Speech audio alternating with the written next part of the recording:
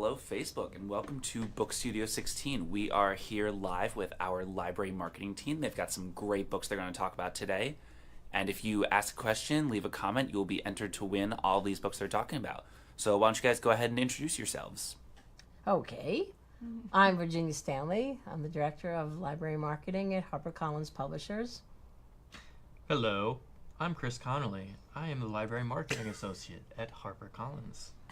Hello. For just 99 cents a day. Yeah. That's I'm Lainey Mays, and I'm the Library Marketing Assistant. And as seen on TV, all these books can be yours. Just send in a comment or a question. So we're really excited to talk about these books. It's our last summer. It's our last summer Facebook Live. Fear not, we'll be back in September with another one. But so hence the Hawaiian shirt and the Irish tan, also sunburn. So we thought it would be fun to have a beverage today and make it a nice summery drink. So this is sent in by Donna Wilder, who is a fan of Facebook, of Library Love Fest on Facebook Live. And she has sent in her Cosmo recipe. So this is Wilder's Wild Cosmo. And I have tested this recipe, and it does make one wild. So we've already put some in here, but just for a demo, we're going to make another and add it in here to our little penguin. And so, okay, first of all, let's show Donna Wilder before.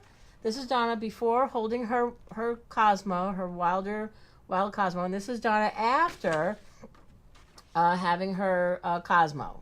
We don't know how many she actually had when this picture was taken. So we thank her for this. This is lovely. Listen, whatever floats your boat, it's okay. No judgment.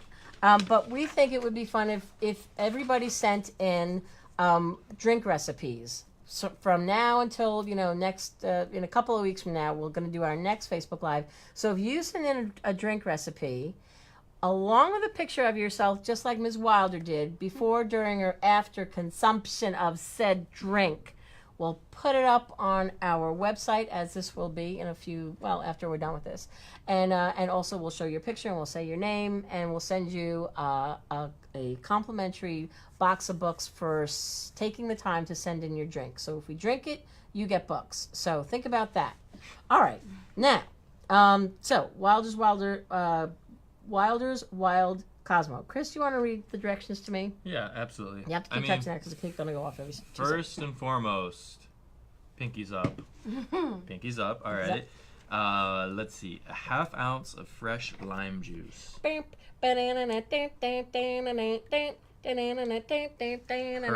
Thank you. 1 ounce cranberry juice. Hey-o!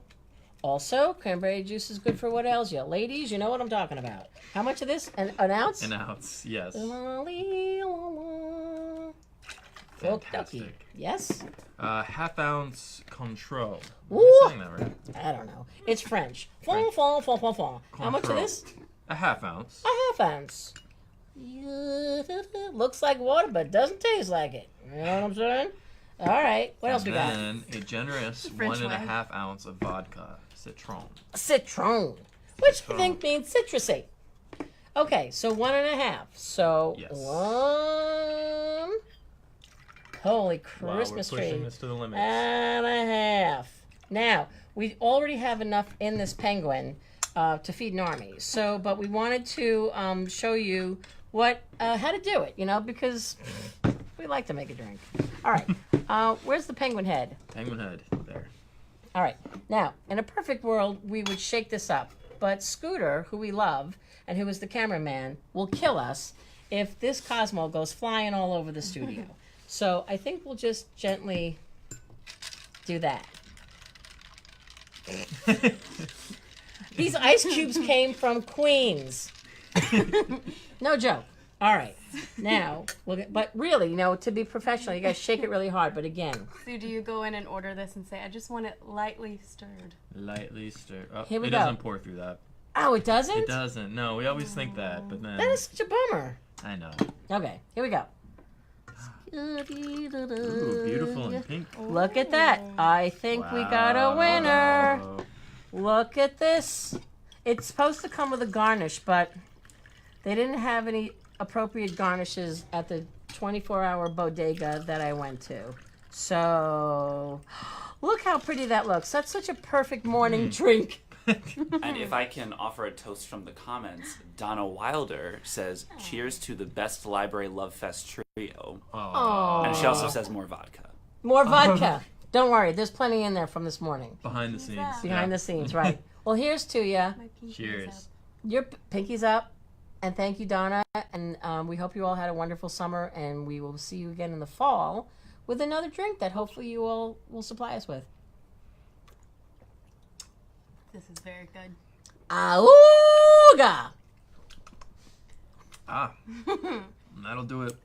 Oof. Bye-bye. You don't need any more vodka. It's great the way it is. That's really good. That's delicious. It's hot in here. Yeah. Okay. So now we're going to talk about some books. Who's going first? Who's excited? I can go. All right. Laney, Manny, Maze. When you Start on drink too much and you ask yourself, am I dying the next day? So this book is by the doctors Mark Eisenberg and Dr. Christopher Kelly. They are doctors they're cardiologists that work at Columbia University Med Center. And they wanted to write a book that wasn't a lot of like jargon, but it was funny. And I mean, it's for like the hypochondriac in your life, but it's also a great resource. So it's split up in 3 sections. It's Take a Chill Pill, Make an Appointment, or Go to the ER. So for Take a Chill Pill, they just break down different things that you might see, like a headache, or if you're having like arm pain on the left side and all of these things. So for Take a Chill Pill, they give some things that are happening, and they're like, okay, it's not a big deal. You're fine. This is normal. And then for Make an Appointment, it's okay, maybe see your doctor, but probably fine too. You'll just get some medicine, and then Go to the ER is, yeah, you might be dying. So go to the ER. But it's just, people ask that and they Google. I read the first few pages on it. What am I saying? What is in this? So I just really liked that it said, of course, you could just Google your symptoms. By the way, where did Dr. Google go to med school? So it's the same kind of thought. I was reading it's great because you can kind of skip around, and I really like that. But it's got quick consults too. So it's not only if you're asking like certain things, like is this bad? Is this happening to me? I just liked that it had different things to look out for. If someone's talking about, you can say, actually, that's normal. I don't know. It's really cool. I think it's a great resource. You don't have to read it chronologically. And it could be a gift for someone that asks you this all the time. I know several of our librarians have asked for it. Yes. And they're very excited about it. So, and it's kind of like just how to stay healthy in general, too. So it's a great resource. I was out sick all this week, came in only today for Facebook Live, and I wanted this book in the worst way because I was sure I was dying. Maybe a little dramatic. I only had a cold. But anyway, major book for us, hearing lots of wonderful things about this. Like and Lainey it's said. funny. Yeah. So it's really a great resource. Yeah, I think it definitely fills a void that people, that's what they're looking for. Like, it's not too serious, but it is still helpful, like genuinely helpful. So And sometimes it's like, calm down. And Yeah. other times it's like, 911. Okay. all right. Sore throat, one of them. You Ah. could find out if you're dying. Okay. Christopher. All right. You Should next? I go? Yes. Okay. So this is one I've spoken about a few times, but I think it's a significant book for fans of the fantasy genre. It's Vida Nostra by Marina and Sergei Dyachenko. So this was originally published in Russian. They're a Russian co-author duo. They've published over 28 novels, and they are very prolific within the fantasy genre. Actually, Lev Grossman, who wrote the Magicians series, actually finds them incredibly influential. And it's a very strange and dark fantasy novel. Lainey, I think you put it well on Twitter once. It was kind of like Harry Potter, but far weirder and darker and more Russian. Very, and it really is, like, the language is very stark, this translation. I think it's the definitive release of this book. But it follows this young woman who's kind of graduated from the equivalent of high school in Russia, and she's approached by this very strange man who offers her a chance to attend this little-known school out in the middle of this tiny town in Russia. And the curriculum is beyond description, essentially. So she takes this opportunity, she travels to this small, very atmospheric little town where all the residents aren't sure what's happening in this school. All they know is that students progressively become more detached and strange and absent-minded, like they're in a different world. And as you follow this young woman and she becomes more and more involved in this curriculum, you discover, well, like the books that they're studying don't make sense, and it's all incredibly challenging and beyond reason, essentially. It breaks down the borders of what's real and what isn't, and it's incredibly strange. And the powers that they unlock are, the way I think of it is, what would happen if you actually discovered magic and you became less and less human? Like, what would that do to your mind? And I love how they explore that kind of, like, you break down your humanity and you become something unknown. And it's very, again, it's dark, but there is some humor in it as well. It's really interesting to think about because she kind of pushes the limits as she goes. Yes. And, like, anyone reading would be like, get out of there. Like, you Yeah. don't know these people. And so, but it's interesting to think, like, Harry Potter, that's the same thing. Mm-hmm. And, like, what you would actually do in that situation. Yeah, absolutely. So it's just, brilliant and dark. And I'll read Lev Grossman's quote because I think it really puts this in context. I was stunned by Vida Nostra, not just by the story, which was a revelation to me in itself, but also by the vividness and fluency and power of Hersey's translation. Vida Nostra has become a powerful influence on my own writing.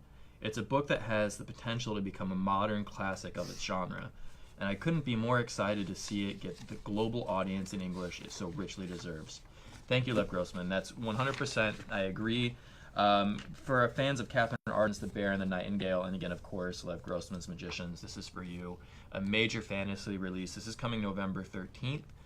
So let me know if you want to read it. We'll send you a galley, because I absolutely love it. It's an experience. So, Ooh. yes. It's translated really well. Yes. Translated really well. A fine translation. A fine translation. Much like a fine cosmopolitan. I think he's up. Now then, I shall do a presentation of a title, and then this is Alistair Cook, coming to you from Masterpiece Theatre. And then we're going to have a guest editor come in and talk to you about a book that's going to knock your socks off. Okay, so may I have someone do the? I gotcha. Thank you. Mm-hmm. Oh, no. Okay. She's back. Adriana Trigiani, the author of 17 books, movies. She's amazing. You all know her. She's a book coming out in November 20th, and it's called Tony's Wife. And this is set in the 1940s, the big band era. There's some really great, colorful, unforgettable characters in this book. It's about these two kids who meet in the Jersey Shore as you know, they're kids, and they both love music. They're Italian American kids, and it's right before World War II. They're obsessed with music. He's a singer. She writes songs and she sings with her sisters in a band, and she is quite business savvy. She's a head for business and good with money, and he's kind of a ladies' man. And this is their story about how they get together and how music is the thing that is their common denominator. It takes you from Jersey to Vegas to Hollywood, and their star rises. They're really good, these two, and they fall in love. It's sort of epic and sweeping, he gets famous. He's not Sinatra famous, more like, you know, a little lesser known, like Jack Jones. I don't know if anybody remembers Jack Jones, but anyway, sort of like that. But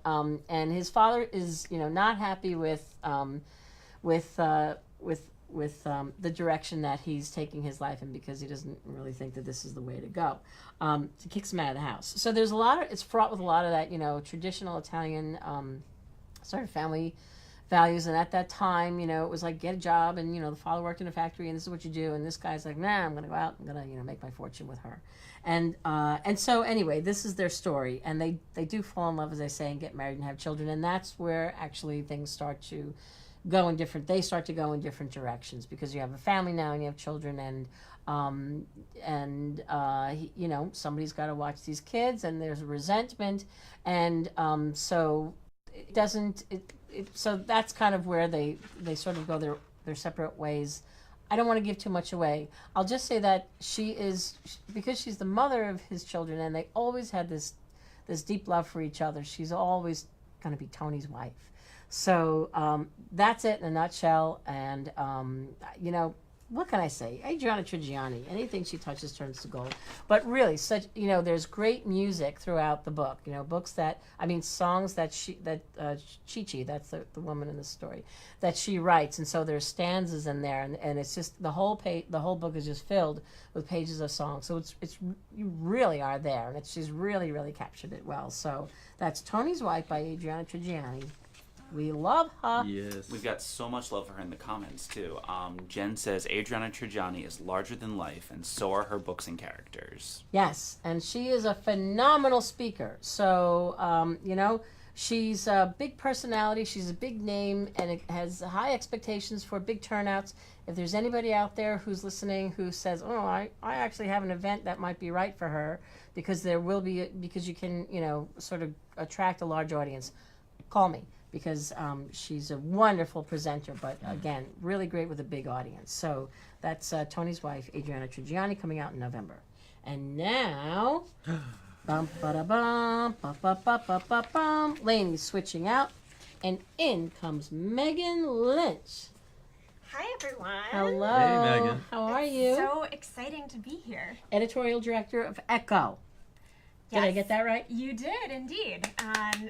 So I'm the editorial director of Echo, and I've edited books there like The Nest by Cynthia Sweeney, No One Is Coming to Save Us by Stephanie Powell Watts, The Hearts of Men by Nicholas Butler. We love. And now, Good. Bowl Away by Elizabeth McCracken, which is coming out in February. And I thought it might be fun to tell you guys a little bit of the backstory of how I got to publish this book before talking about it a bit more. And so when I first started in publishing, I read, which I won't say how long ago that was, A Lady Never Tells Her Age. I read a novel called The Giant's House, which some of you might remember because, well, most wonderfully, it's about a librarian. And it was one of those life-changing books that you remember as a reader forever, and it really influenced me as an editor. I continued to follow Elizabeth's work over the years, and she was this, untouchable favorite writer for me. And then lo and behold, many, many years later, I'm sitting here in my office at Echo, and I get a call from her agent saying, I have a new novel from Elizabeth McCracken. And I almost fell out of my chair. I was so excited. I was also nervous because there I was getting to read before anyone else a new novel from one of my favorite writers for the first time. And so excitingly, it was everything I hoped it would be. It is the story of several generations of this New England family who own and operate a candlepin bowling alley. And it's all starts with this woman named Bertha Truitt, who is one of the most incredible characters I've ever read, who claims to have invented candlepin bowling, which may be true or not true, like a lot of things about Bertha. And it only gets wilder and more fascinating from there.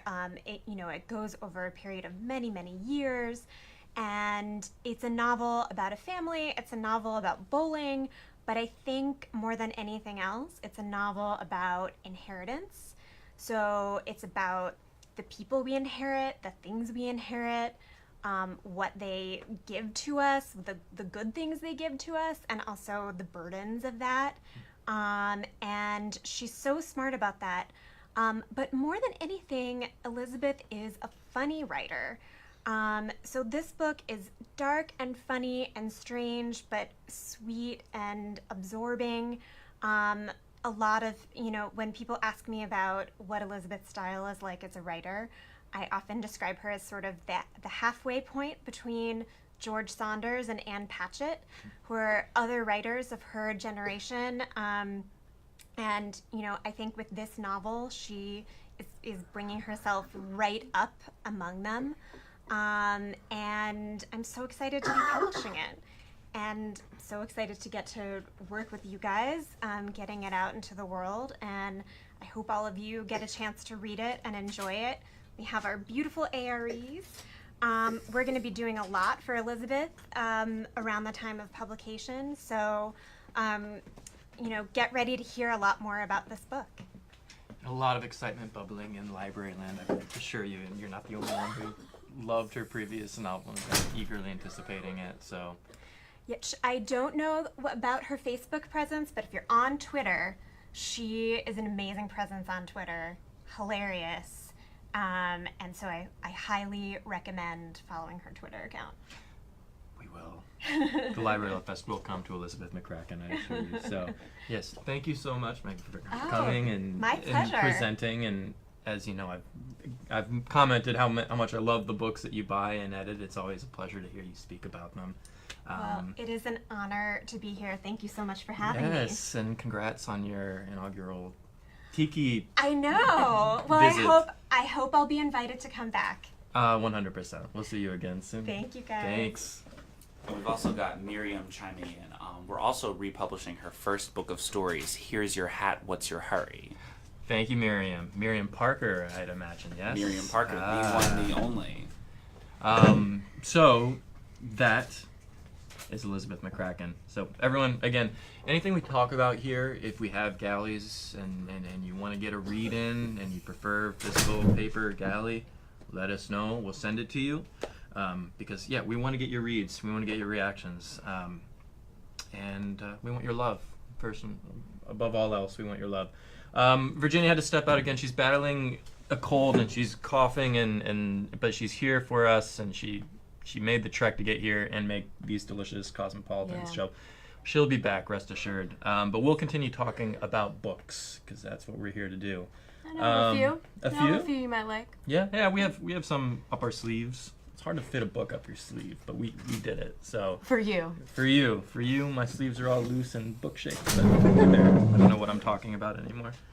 Hey V, how you feeling? Oh, just dandy. Dandy. Dandy. Sorry about that, kids. It's a really strong Cosmopolitan. Oh my god. So sorry that I was coughing while she did her presentation, which was so great. It's great to hear from the editors, because, we love our books, but editors put their butts on the line to go buy these books, and so, they're so passionate about them, and I think it's really cool every so often to just get an editor in here to talk about their books, their acquisitions. It also gives us a chance to go have a coughing fit. We also have the podcast with more editors debuted. We have Editors Unedited, our new series that we've debuted, and you can find that on SoundCloud.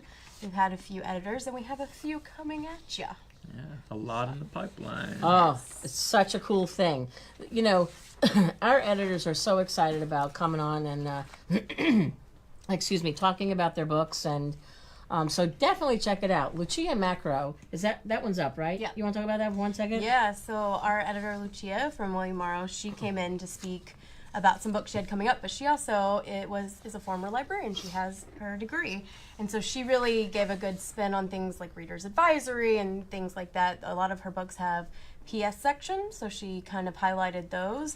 And she really is a really big champion for her books, and she did an amazing job. You should go check it out. Yeah, she's great. It's the last episode that was put up. So that you can just go to Library Love Fest. Yeah, and then on the right-hand side, it'll say podcast, and you can go straight to SoundCloud. Either way. SoundCloud. Type in Library Love Fest. Whatevs. Yeah. Who's going next? I can go. Okay. You wanna go? Yeah, I'll go. So I have one that a lot of people in library land. We had Hearthstone, which came out a couple years back. If anyone's read Pride and Prejudice and Zombies, this is Pride and Prejudice and Dragons. So it's this really fantastic fantasy world where dragons live alongside us, along with other fantastical creatures. So and that was actually a library reads pick when it came out. So librarians loved it. And the next one, the sequel, Dragon Shadow, this is by L. Catherine White, is coming November 20th. And this, again, is for fans of Austen's Pride and Prejudice, where you have this main character, Eliza. So for anyone who loved Lizzie Bennet, Eliza is very much like her, intelligent and resourceful and brave. But she also faces a wealth of challenges in this fantasy world where basically there's the humans and their dragon counterparts. There's a very close relationship there. But there's also very dark forces at play in this kingdom. And it's a really well fleshed out fantasy world. If you haven't read Pride and Prejudice, that's okay, because these novels stand on their own. They're just incredibly well written and thought out, and the world building is perfect. But again, I've discussed this before. World building is great. It's a nice kind of like a buzz term, but it doesn't really matter if your characters are flat or not relatable. But in this case, Eliza is incredibly relatable and brave, and again, someone you want to follow through this world. And this kind of picks up. I like kind of how this is set up, where if anyone wanted to continue reading the Pride and Prejudice world after the wedding, this is kind of the equivalent in this fantasy world. So there's the wedding, and now there are further dark forces at play, but still follows kind of the storytelling elements of Austen's Pride and Prejudice. So again, it's so much fun. Again, for fans of Jane Austen or not, it doesn't matter. It's going to really satisfy a ton of readers as long as you're a fantasy fan. So much fun. I loved this. Again, coming November 20th. I don't think we've mentioned library reads yet. A lot of these books are going to be publishing around November and beyond. And if you're probably familiar with library reads, just do know that the voting deadline for November is going to be in September. Thank you, V. September 20th. So I hope you do give it a read, and again, let me know. Oh, I think I haven't even shown you the jacket yet, which is a crime. So here is Dragon Shadow, and Lane, you said there was, and here's the first book, Hearthstone. So give them a read. Again, this is coming November, so a little bit of a wait, but you can get the e-galley now. Yeah, so many good fantasy books in store for us. I have another one that I know a lot of. I'm not going to say anything yet. I'll hold it, but. Well, you'll say something eventually, right? I'll say something eventually, but it involves a certain kind of malleable. Malleable? Am I saying that right? Metal. Oh my God. Is brass malleable? I don't know. I I don't know either. I don't know I anything. don't know anything. Are you kidding me? Yeah. Should I go? Did I miss a lot? No. Oh, okay. There were explosions. You can do whatever you would like. I'm so sorry. I'll go as long as I can, and when I drop dead, well, I'll just go look at that book. Am I dying? And I go, I guess I did. All right. What's up with that for me? Okay. Change of pace here. This is a very serious book. This is Prisoner by Jason Rezaian. Jason Rezaian was the bureau chief for the Washington Post, the Tehran bureau chief for the Washington Post. And this is his story about being arrested under really sort of sham false pretenses because he was used as political leverage during the Iran nuclear deal negotiations. Some of you may have heard of this. There was a huge, he had a lot of contacts. This is actually an Anthony Bourdain book. He had a relationship. He was on Anthony Bourdain's show.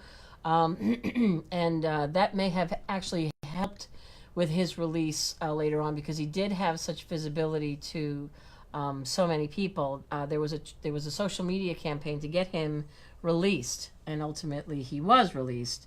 But it was 2014, and he was arrested by Iranian police, and he was accused of spying for America, which he was not. These charges were just not true. He was reporting more on human interest stories and political analysis.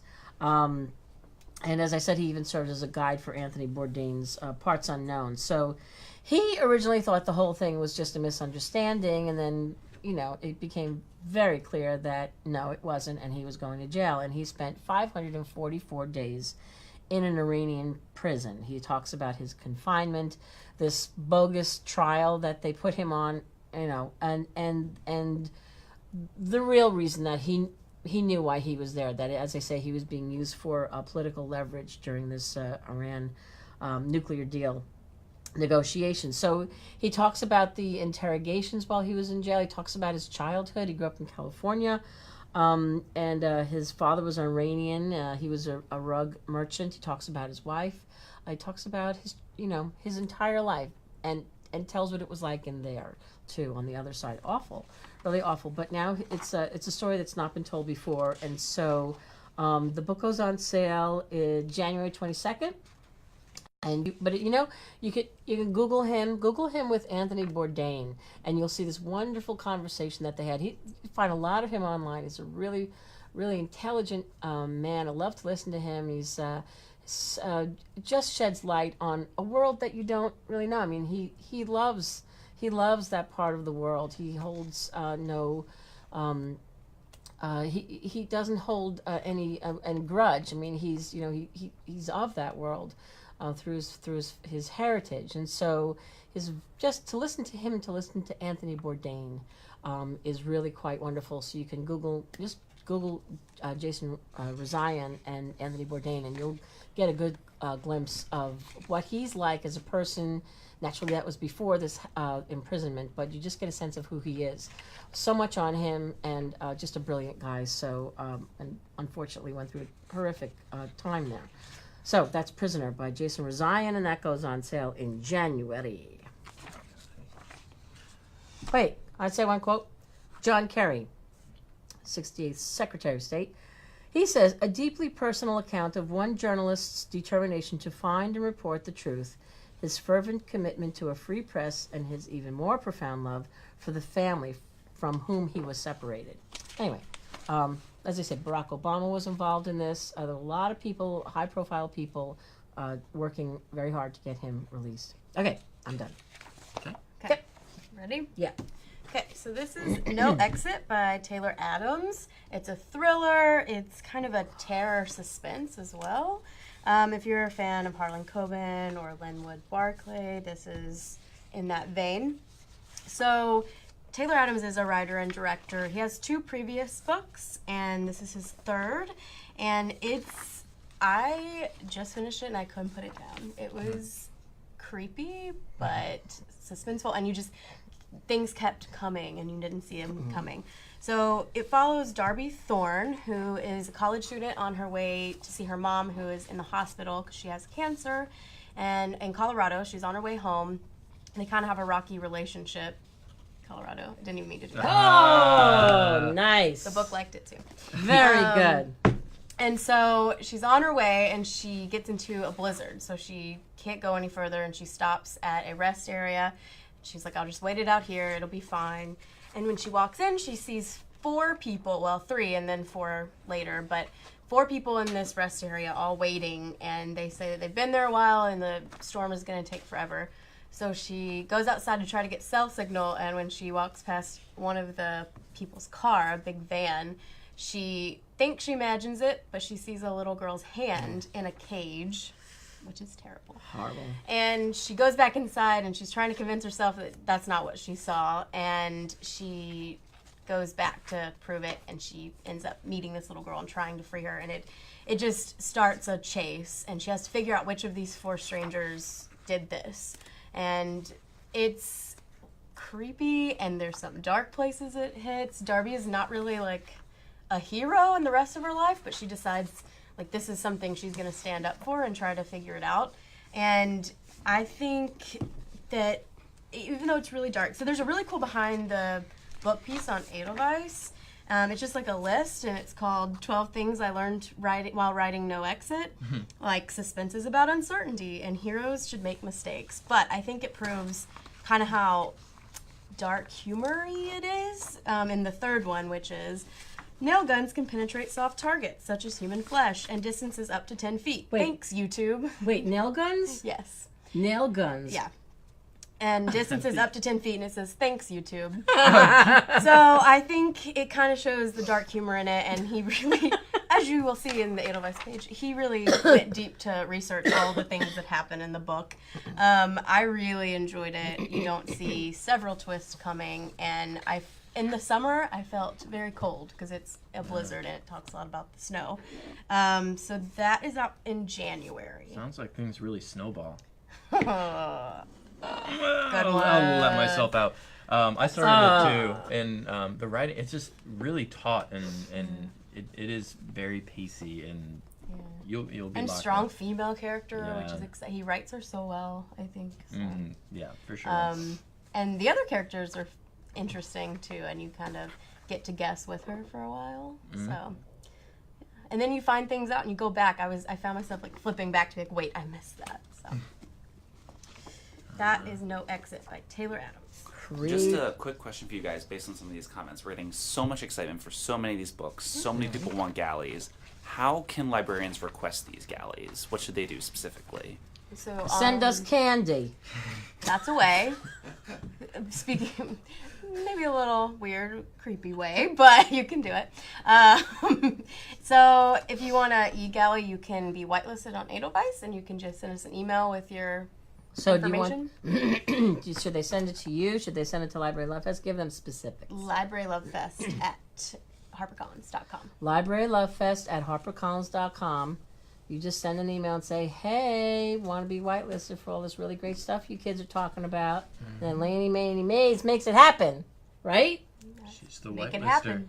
The whitelister. The I was thinking of whitelister. this little kid in the van and the candy, and I Oh, can't. have a drink. I'm going to have a drink after that. There you go. You feel better. I do. Is that good? I mean, if there's anybody who is watching that you can't download a galley or you hate the e-galley, we'll try and send you a physical galley. If we have them, we'll send them to you. But obviously, it's easier and more economical for you guys to just ask to be whitelisted, and then you can get all that stuff. You don't have to keep asking every time. Once you're whitelisted, that's it. You can download to your heart's content. You don't have to ask per title, which is the way it used to be. So, but, you know, if there are people out there that definitely only want a physical galley, we will do our best to get it to you. But I make no promises. Same email, right, for that. So. Same email. Yeah. What else? Should we go on a little thriller binge here? 'Cause Do I think, it! Looking at what's lined up here. Let's see. Free fall. Do we have a free fall galley Yes. here It somewhere? is at the bottom of your stack. Bottom stack. Here we go. All right. So we have a big have a free fall. debut thriller coming. Yikes! Don't knock over the booze! Okay. My life. Here we go. Teamwork. Thank you. Teamwork. I got you, girl. Boy. This book's almost Boy. went into a free fall. Oh, I Christopher. really am. Our the viewers are song dropping Free off like Falling. flies at this point. Yeah, Michael's giving me the thumbs down.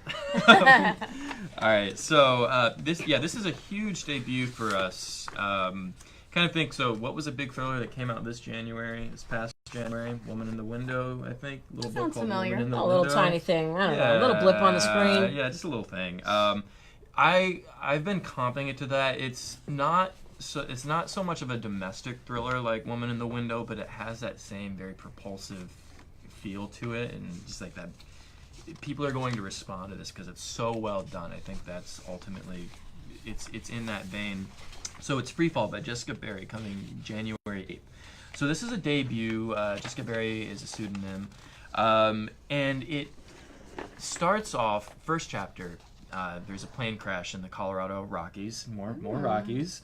But this is this private plane, man and woman. The man dies, and this young woman is the sole survivor, and she's going through. She's obviously overwhelmed to a degree, but her survival instincts kick in, and so you go through her mind. It's her viewpoint. And she's collecting supplies. She's surveying the scene. She's thinking about what her next move is, and it's just like page after page after page, and you're following along with her. And then when you get to the point where you think, all right, she's preparing to be rescued. She's gonna hunker down and become rescued. she sets off into the wilderness, and you find out that she does not want to be found. She's running from something, dangerous secrets that she knows. And you go and then bounce to her mother, who receives news that her daughter, who she's not really on speaking terms with, but her daughter is presumed dead. And this mother does not believe that for a second. She knows her daughter. She knows she's a survivor. And she's going to set off to find out what exactly is going on. She believes she's alive. So there's kind of two mysteries here. There's the mystery of what does this young woman know? Why are there these powerful people that she's running from and who are willing to kill her to keep her silent? But also, what went on between this mother and daughter? Why are they not speaking? So it has, again, great female central characters, a great relationship that slowly develops over time between this mother and daughter. But also, again, the central thriller element is just so well done, and again the setting is fantastic as she's setting off through the wilderness and running from this looming threat. So again, for fans of The Woman in the Window, Laura Lippman's Sunburn, The Perfect Mother, The Woman in Cabin 10, this is 100% for you. And I think I have a great quote from Karen Slaughter, the Karen Slaughter. Jessica Barry's debut novel opens at full throttle and never lets up. Set aside a few hours before you open this book. Once you start reading, you won't want to stop. Listen to our friend Karen Slaughter. She's brilliant. And This actually, book is on sale next week. Yeah. So next Tuesday, Pieces of Her by Karen Slaughter, her next standalone, is on sale. So read this. Read Karen Slaughter. Just a huge book for us. So free Much fall. like Sweet Little Lies, I always hear Free Falling in my head when I see this book. The song? Mm-hmm. Free falling. Yeah. Thank you. Every time.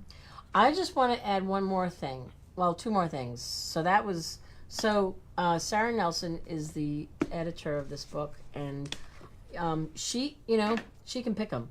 The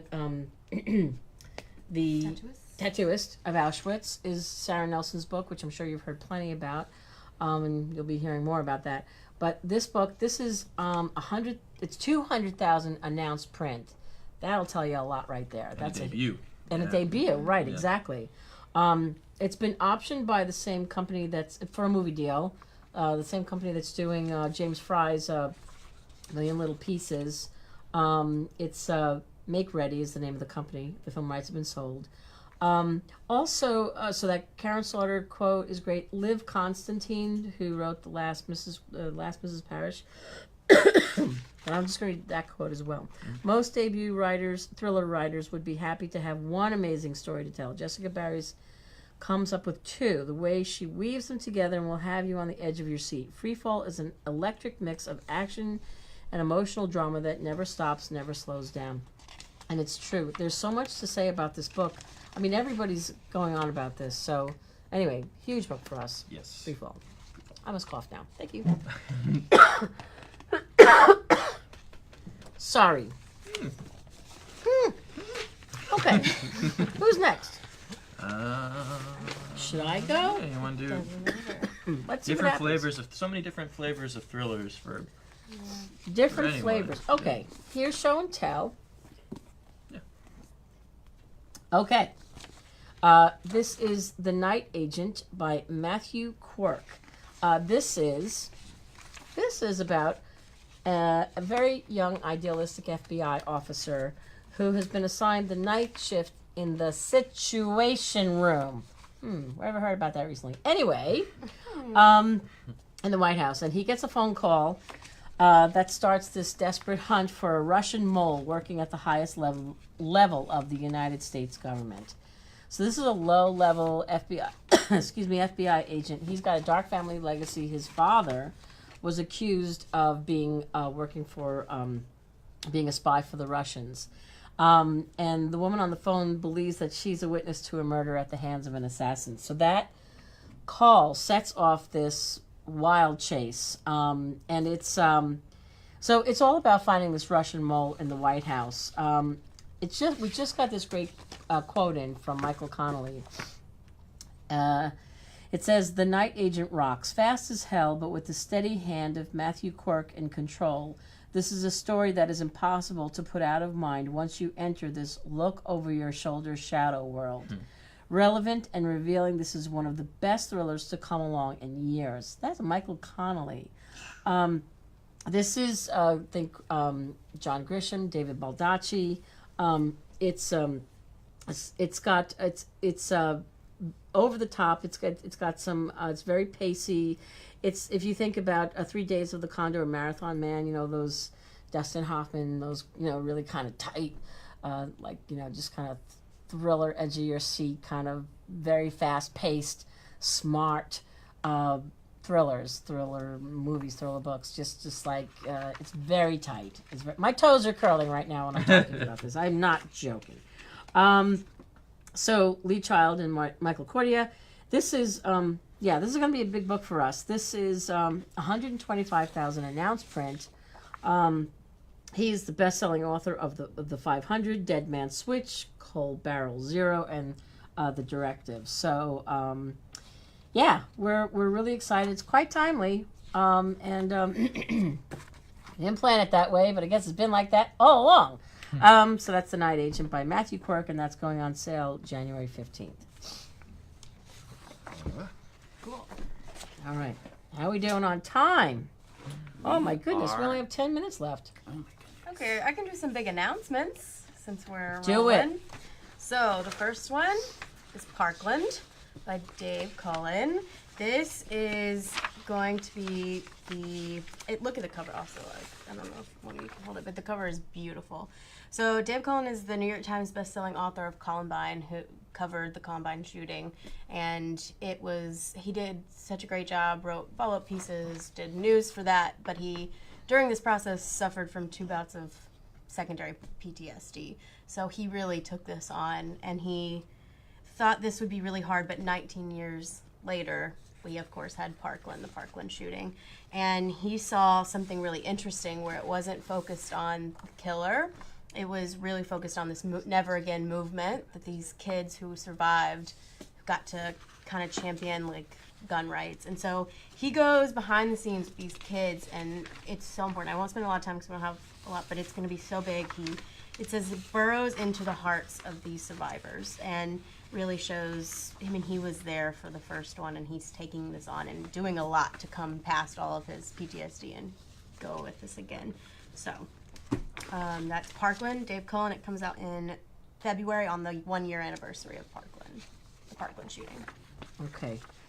Do you want to talk about the lead read? Sure. The program, or our newest exciting one. Okay. Oh my! Almost knocked our entire TV hut down. Whoa! All right. Free fall. So we have The Last Romantics by Tara Conklin. So she wrote The House Girl, which was a New York Times bestseller.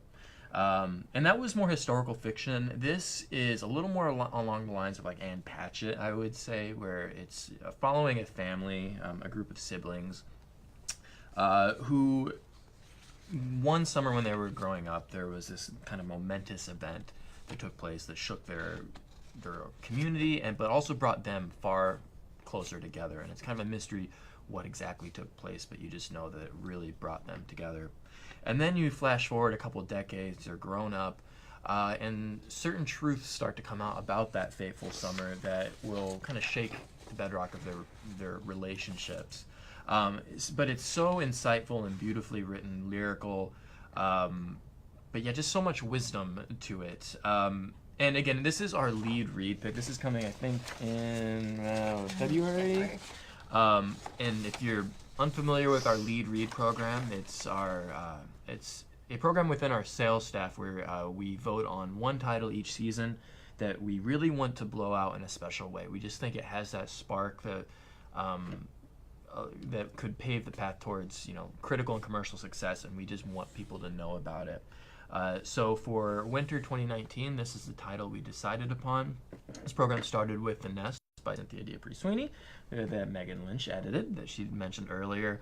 Also News of the World by Paulette Giles, Magpie Murders by Anthony Horowitz, The Women in the Castle by Jessica Shattuck, amongst others.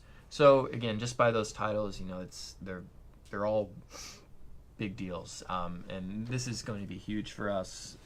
Again, she's just critically lauded, New York Times bestseller, and this is just a beautiful, heartfelt book about family, essentially. I don't know if there's anything else, Virginia, you want to add. She's a great writer. I mean, it was a handful of years ago that she wrote that first book, and that was a #1 Indie Next pick. And she came to the American Library Association. She's based out in Seattle, and just really, really great. I mean, I found some wonderful video of her reading some of this book while she was still working on it, and it's just so, it's like things of quality have no fear of time. So there you go. We're waiting, and it was worth the wait. This is, like Chris said, it's like goes over 5 decades. She did use Anne Patchett's Commonwealth as an influence in writing this. And it's also compared to Little Fires Everywhere and The Interestings. So think along those lines. It's literary, it's family, kind of like that Nest. Nest was, we all love that book, and so she's this is just a very smart writer. And as I said, she's worth the wait. So really excited about this book. That's it. That's what I got to say. Beautiful. Now, let's see. Maybe we should do lightning round because we're running out of time. And should we just talk a bit? All right, Lainey sized up this book in 1 sentence. Chris, can you grab that guy? Lainey? Slow. I'll hold it. You say your sentence. It's all about living life slow. And enjoying life. That's probably a better way to say it. Yeah, so it's the Sloth Philosophy. Have a drink. It's the little book of Sloth Philosophy. This book is actually coming out in October. And as it's the slowest page turner you'll ever read. But who doesn't love sloths? They're fabulous. They're beautiful. And so this really is, slow it down. And this book will tell you how to do it. So, all right, that's my How to Live Your Best Sloth Life by Jennifer McCartney. Did you want to say something? What's our friend's name, Sid. Lainey? Sid. Sid the Sloth. Oh. This is Sid the Sloth.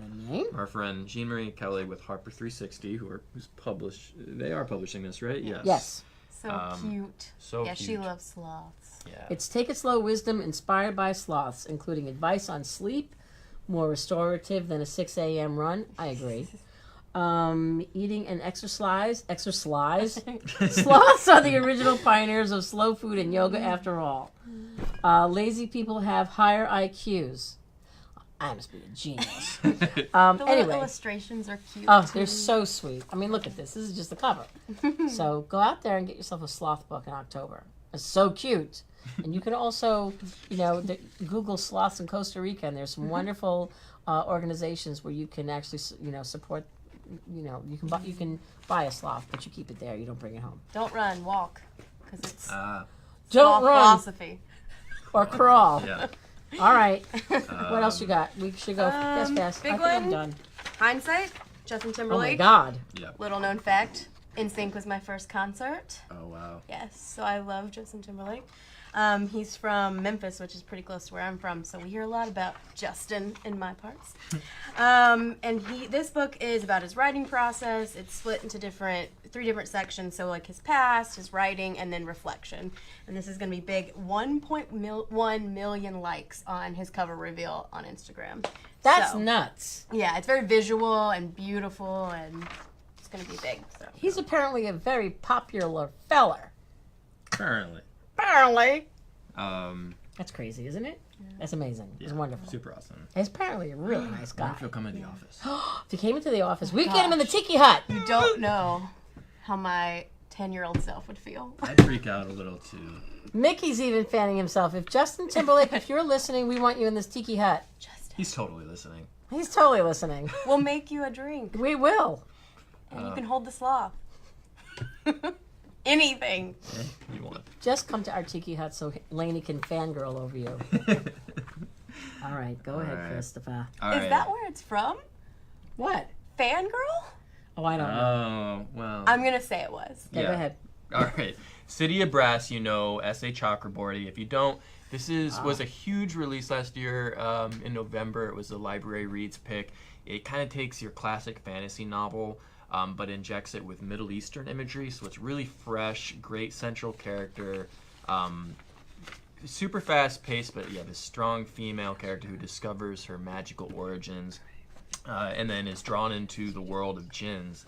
And there's warring factions, so there's some political maneuvering, there's some just straight adventuring, kind of, A to B. It has all the classic fantasy elements, but it just feels fresh, and the characters are wonderful. And in Library Land, people are champing at the bit to However you make a heart. Yeah, so much heart. So the next one, Kingdom of Copper, here's the jacket, which is coming in January, picks up right where the last one left off. There was some betrayals. We lost some loved ones. I won't go into more detail. And now the stakes have been raised, and kind of the situation is coming to a head. So you go back into the kingdom of these djinns and all the power struggles at play. It's just brilliant. And again, same thing. The world is incredible, but the characters stick with you, and you absolutely love them and care about them while you're going on this fast-paced adventure. So this is coming January 22nd by S.A. Chakraborty, The Kingdom of Copper. This is going to be a big deal. I think this is one of the biggest fantasy releases coming next year. Her profile is just skyrocketing. So do check it out. And again, go get a trade paperback copy of The City of Brass.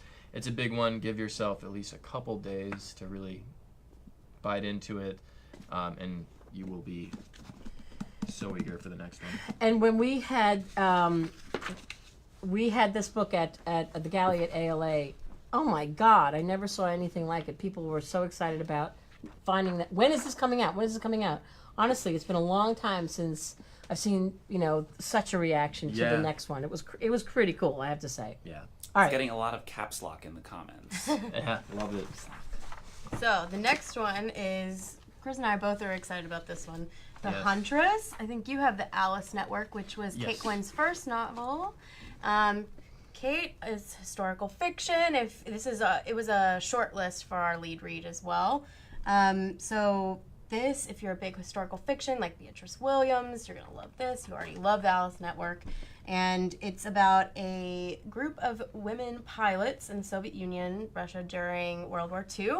And it kind of goes through different time periods. So the main time period that really focuses on this woman as a pilot, which was based on a true group of people and bits and pieces, which there's a really great behind the book on Edelweiss about it. It's really detailed about all the things she researched. So I would highly recommend that. The Night Witches. They're called the Night Witches. How awesome is that? Because they They're would come female in bomber at pilots. night and sound like witches on brooms, is what they say. So cool. It's really cool. Yeah. So she goes through this woman, Nina, and she's trying to fight her way into this organization, and they're all women. It was the only country in World War II that had all women up in the sky. So, and then after she comes to kind of blows with a Nazi Huntress, and when the war is over, she wants revenge, and so she teams up with a pair of hunters, and they go, Nazi hunters, and they go and try to find her. But then also it goes in and out with a girl named Jordan in Boston, and she gets a new stepmother who might have a past. So it's on the hunt, and it's great. There's a PS section, so it's great for book clubs. Yeah, they revealed that jacket via Reese Witherspoon's book club. Yeah, the Alice Network was a Reese Witherspoon book club pick. See that little tag right there. This book continues to sell. Like it came out over a year ago, I believe, and just continues to sell and sell. And then they revealed the jacket via Reese Witherspoon, and there's a lot of fans, obviously, for the Alice Network. This more than follows up on the momentum that this began. So, again, another highly anticipated sequel. We have a lot of them. Yeah, I mean, I could talk all day about this behind the book. It's going to tell you so much about it, so go check it out. And I just want to make sure I have this right. So in October, we're going to have Kate Quinn in the video studio. So we will send out something. We'll post something on Library Love Fest, but it looks like October 12th is the date. So if you're a fan and you want to hear more from her, check back on Library Love Fest. But mark October 12th as your date, and we'll give you more information as we have it. Yes. Cool. All right. Last minute, I have no more. So last minute. Only thing is, this event we have to talk about really quickly. The book Oh, club yes, girl. please do. Okay, so speaking of fans of Beatrice Williams, Book Club Girl is going to have a Book Club Girls Night Out, and people are going to come into the office. It's going to be super exciting, featuring authors Beatrice Williams, Lauren Willig, and Karen White, who wrote The Glass Ocean collectively, but they each have books themselves. And Carol Fitzgerald from BookReporter.com is going to moderate a conversation. So there'll be hors d'oeuvres and wine and tote bags and galleys and everything galore. So if you want more information on that on our website, when we put all of this information, I will submit a link so you can sign up.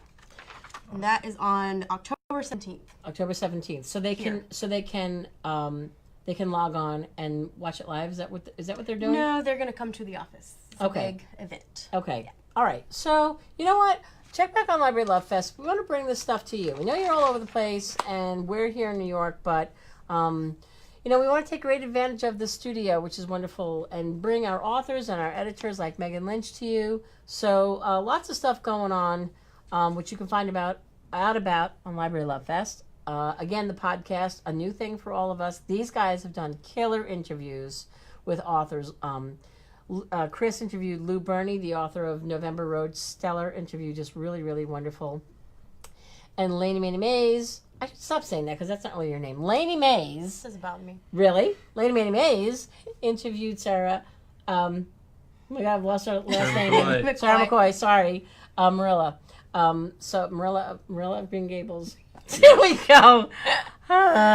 Anyway, please go check them out. You can find everything on Library Love Fest. I'm not kidding you. Those interviews are stellar. So And you have 3 days to vote for library reads for both of those books. Thank you, Christopher. Yes, Yeah. Marilla. Listen, you guys. Yes. you just have to work in a library. You don't have to have your MLS. You just have to work in a library, love books, and vote, because we want our books on that list. And it does help the books. It does help the authors, but we need your votes. So you can do all of that on Edelweiss through HarperCollins. So And if you have questions about how to do it, just email us and we'll walk you I'll through also it step submit by the step. Library Reads link to learn more about that on the website. Cool. good. So we'll take care of you. I think we're done. I Yes. would like to say this has been the most enjoyable morning for us because we're drinking vodka. Thank you again, Ms. Wilder, for this lovely concoction. And don't forget, you guys, send us your drink recipes, and we'll test them out from here the next month. And then we'll tell you if you've won.